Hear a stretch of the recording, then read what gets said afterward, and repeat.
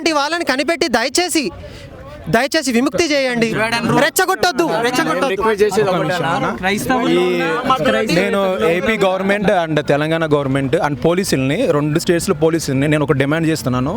Lalit Kumar and ఈ శివశక్తిగా ఉన్నాడు రాధా మనోహర్ దాస్ మీద మీరు కఠిన చర్యలు తీసుకోవాలి. వాళ్ళు ఏంటంటే వాళ్ళ వరకు వాళ్ళు మాట్లాడడం కాదు, ప్రజల్ని ట్రిగ్గర్ చేస్తున్నారు, ప్రజల్ని రెచ్చగొడుతున్నారు. వాళ్ళేదో వాళ్ళ పొట్టగూడు కోసం ఇలాంటి మతాల మీద ఆధారపడి మీరు బతుకుతున్నారని మీరు అనుకుంటున్నారు, కానీ జనాలు రెచ్చిపోతున్నారు. మీరు అది గ్రహించండి, మిమ్మల్ని హెచ్చరిస్తున్నాం. మీ వల్ల ప్రజలు రెచ్చిపోతున్నారు. వాళ్ళు నార్మల్గా రోజు జాబ్లకి వెళ్ళి పనులకి వెళ్ళి వాళ్ళ కుటుంబాన్ని పోషించుకునే ప్రజలు నీలాంటి వాళ్ళ వల్ల రెచ్చిపోయి ఏ పాపం తెలియని ఎవరిని మోసం చేయని ఇలాంటి పాస్టర్లు, ప్రవీణ్ పగడాల లాంటి జ్ఞానవంతుల్ని ప్రజలు వాళ్ళు చంపడానికి వచ్చారు. ఇప్పుడు కానీ ఈ చావుకి రాధా మనోహర్ దాస్ ఇంకా ఈ శివశక్తి కరుణాకర్ మాత్రమే కాదు, ఏపీ తెలంగాణలో ఉన్న క్రైస్తవులు కూడా కారణం నేను చెప్తున్నాను. ఎందుకంటే మీరు ఏపీలో ఇవాళ కూటమి ప్రభుత్వం వచ్చిందంటే ఏపీ క్రిస్టియన్లు ఓటేశారు, మీరందరూ ఓటేశారు. ఏపీ క్రిస్టియన్లు ఇవాళ ప్రవీణ్ పగడాల గారి చావుకు కారణం కూటమి ప్రభుత్వానికి ఓటేసిన క్రైస్తవులు కూడా.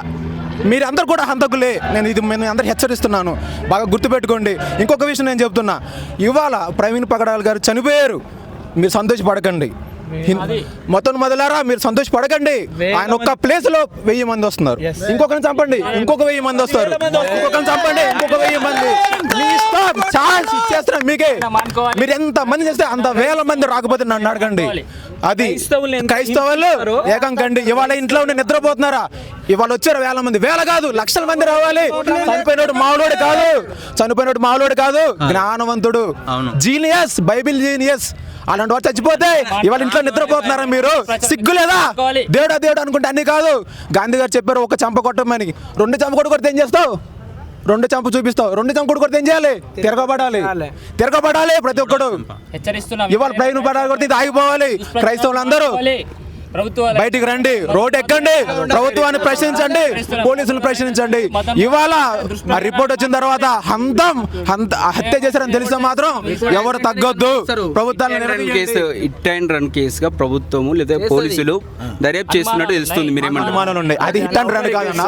ఫస్ట్ ఏంటంటే అది బుల్లెట్ బండికి హెడ్ లైట్ లేదు. హెడ్ లైట్ వేసుకోలేనంత ఆయన ఏమంటారు పేదవాడు కాదు. ఆయనకి 2 సాఫ్ట్వేర్ కంపెనీలు ఉన్నాయి. అమెరికా బండి మీద పోవాల్సిన అవసరం ఇది యాక్సిడెంట్ అని ఎవరైనా అంటున్నారు. 10 కిలోమీటర్లు పోయిన బుల్లెట్ ని ఒకసారి సైలెన్స్ ఎమిట్ చేయబెట్టమన్నారు అన్న. 10 కిలోమీటర్లు పోయిన బుల్లెట్ ని ఒకసారి సైలెన్స్ ఎమిట్ చేయబెట్టమన్నారు. అప్పటికి కూడా అలా కాలేదంటే మేము యాక్సిడెంట్ అని నమ్ముతాం.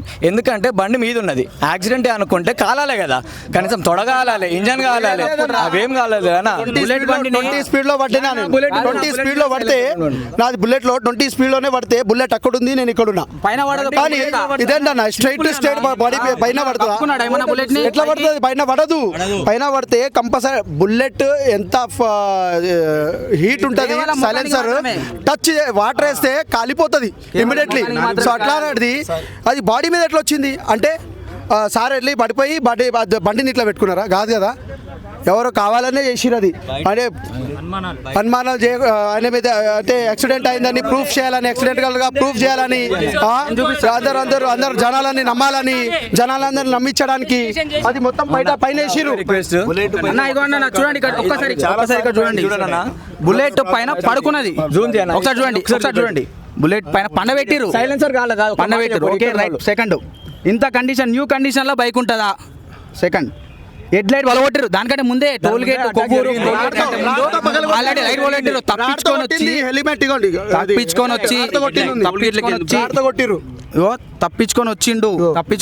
లైట్ తో వచ్చిండు. తర్వాత కార్ తో గుద్దేసి మళ్ళీ ఇట్లా పండ పెట్టిరు అనమాట.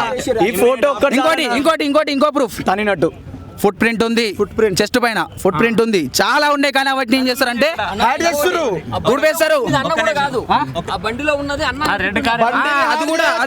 అది కూడా మాట్లాడుకోవచ్చు. దేవుడిని ఎవరు హాడ్ చేయలేరు. మమ్మల్ని వీడియో మీరు హాడ్ చేయొచ్చు, కానీ మీరు వీడియో అన్ని తీసి అవన్నీ ఎడిట్ చేయొచ్చు.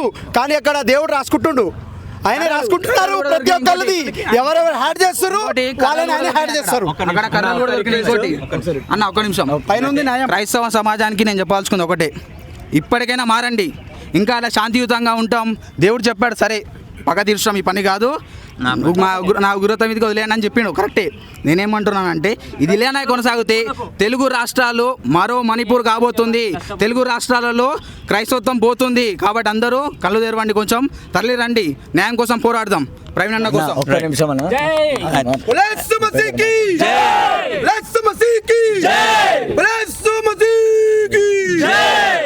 అయితే నేనేమంటున్నానంటే ఈ ప్రవీణ్ అన్న చనిపోవడం అక్కడ బాడీ కనబడుతుంది ఇమ్మీడియట్గా కరుణాకర్ సుగ్న ఇంకా కొంతమంది వీడు చచ్చిండు, వీళ్ళు చంపేసిండ్రు. నెక్స్ట్ అజయ్ గౌడ్ అని ఉన్నారు. తర్వాత ఈ వీడు అమర్ ప్రసాద్ ఆయన ఏమన్నాడంటే తాగి వాని పోస్ట్ మార్టం రిపోర్ట్ వస్తుంది, తాగి వెళ్తుండు, పచ్చి తాగుబోతూ అంటాడు. పోస్ట్ మార్టం రిపోర్ట్లో డ్రంక్ అండ్ డ్రైవ్ అని వస్తుంది రిపోర్టు అన్నాడు. దీని అర్థం ఏంటి? ఎవరు తాగిపించు, వాడికి తాగిపించిండు, వాడు తాగించిండు, ఈయన తాగడు. ఎందుకంటే ఈయన ఒక సేవకుడు, ఈయన ఒక నైతిక విలువలు బోధించేటువంటి దైవజనుడు, మారల్ వాల్యూస్. ఎంతోమంది యూత్ను ఏం చేస్తాడు? చైతన్యపరుస్తాడు, అవేర్నెస్ చేస్తాడు. నాట్ ఓన్లీ క్రిస్టియన్ యూత్, అందరినీ ప్రేమిస్తాడు.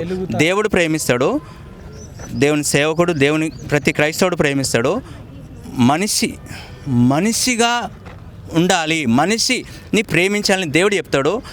నా బోధ అదే అని ప్రవీణ్ ప్రగడాల్ గారు చెప్పినారు.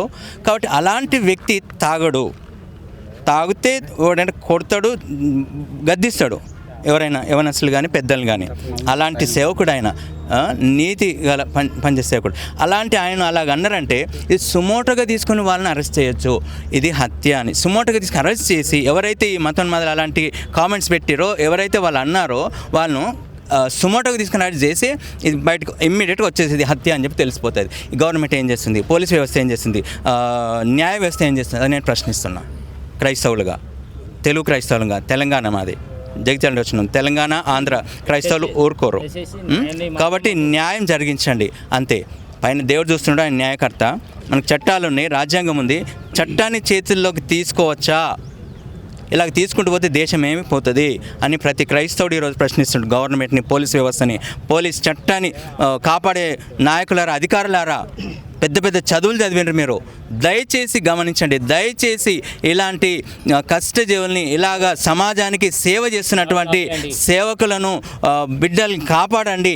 ఇది మన దేశానికి అభివృద్ధి. ఎందుకంటే మిషనరీస్ మన దేశానికి ఎంతో కష్టపడ్డారు, నిస్వార్థంగా తన సొంతం కొరకు కాదు, ప్రాణాలు అర్పించి ధనాన్ని పెట్టి చేసారు, మతం కొరకు కాదు. దయచేసి మీకు దండం పెట్టి చెప్తున్నా, ప్రభుత్వ అధికారులారా, పోలీస్ వ్యవస్థలారా, న్యాయ వ్యవస్థకు చెప్తున్నా, ధనాపేక్ష కొరకు కాదు, ధనాన్ని ఉన్న ఆస్తులు అమ్ముకొని సేవ చేస్తున్నటువంటి సేవకులం మేము. కాబట్టి తప్పకుండా మీరు సహాయం చేయండి, న్యాయం చేయండి.